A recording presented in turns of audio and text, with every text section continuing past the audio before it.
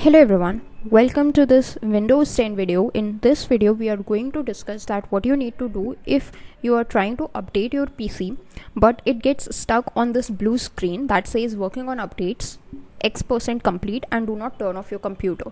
So this might be an issue with the PC performance of that particular time. Maybe the updates are not properly installed or the updates that it has got is some buggy updates, that's why it's causing this issue. So how do you solve this issue if you are experiencing that it has been stuck for like a good 30 to 40 minutes?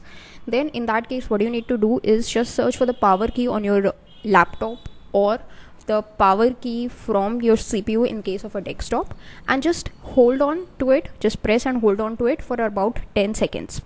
Then your PC would just shut down. Then what you need to do is just wait for a good 1 to 2 seconds or 1 to 2 minutes and then just turn it back on, and then the screen should have been gone. All the updates that you are left to install would be there in the settings page, so you can just restart the installation process. But this issue, the screen frozen issue in the case of updates, would have been solved. So that's it for this video. Thanks for watching.